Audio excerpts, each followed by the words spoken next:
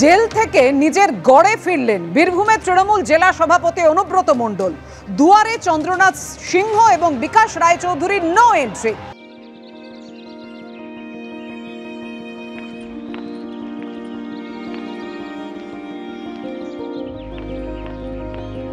অনুব্রত মণ্ডলের দরজা থেকে ফিরতে হলো কারামন্ত্রী চন্দ্রনাথ সিংহ এবং বিধায়ক বিকাশ রায়চৌধুরীকে। তাদের উদ্দেশ্য, তাদের দেখে হাতও নাড়ান অনুব্রত মণ্ডল।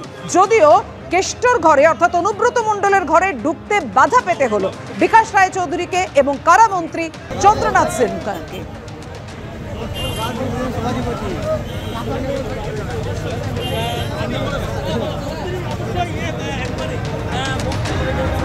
মন্ত্রী চন্দ্রনাথ সিংহ এই মুহূর্তে দাঁড়িয়ে অনুব্রত মণ্ডল দাঁড়িয়ে যে মুহূর্তে বাড়ি ফিরলেন অনুব্রত মণ্ডল, সেই মুহূর্তের ছবি রেখেছি আপনাদের সামনে। পুলিশে একেবারে ছয়লাভ। দরজা থেকে ফিরে গেলেন চন্দ্রনাথ এবং বিকাশ রায়চৌধুরীরা। সাক্ষাতে ছাড়পত্র পেলেন নলহাটের তৃণমূল বিধায়ক রাজেন্দ্র সিংহ। কিন্তু কেন দরজা থেকে ফিরতে হলো চন্দ্রনাথ বিকাশ রায়চৌধুরীকে?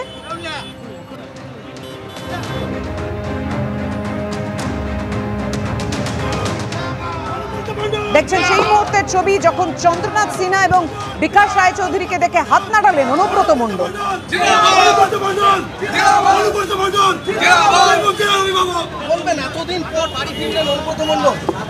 আমরা অভিভাবককে ফিরে পেলাম।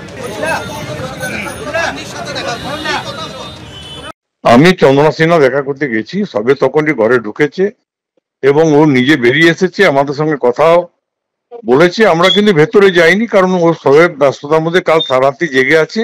আমাদেরকে একটা কথাই বললো যে পরে কথা হবে, তাছাড়া তো কোনো ব্যাপার না। তো ভালোই আমাদের সঙ্গে বিহেভিয়ার করেছে। এই ধরনের অপপ্রচার করা হচ্ছে। ও আমাদের সঙ্গে দেখা করেছে, হাত নেড়ে কথা বলেছে এবং বলেছে পরে কথা হবে। মনে রাখতে হবে কেষ্টমণ্ডল আমাদের নেতা, আমরা তার সৈনিক। সুতরাং এখানে দ্বিতীয় কিছু কথা বলার কেউ নেই। কে কি বলছে, কি ষড়যন্ত্র করছে, আমার দেখা দরকার নেই। 18 মাস পর রাজ্যে ফিরলেন অনুব্রত মণ্ডল এবং তিনি বাড়িতে পৌঁছানোর পরেই তার বাড়ির সামনে জড়ো হন একাধিক কর্মী সমর্থকরা।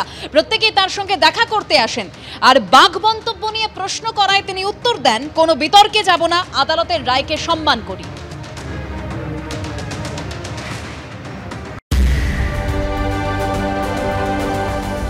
দেখুন, আমি বলি, আমি এতদিন পর ফেললাম, 2 বছর পর ফেললাম, 2.5 বছরের মতন।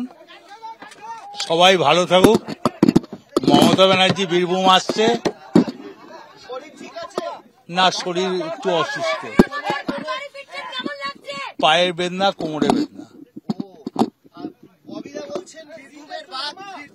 দেখুন, আমি কোনো বিতর্কে যেতে রাজি নয়। আমি কোর্টকে সম্মান করি, কোর্টের আইন আমি মেনে চলি। শরীর যদি ভালো থাকে, দিদি ভালো থাকুক, দিদির জন্য আমি আছি, বরাবরই থাকবো।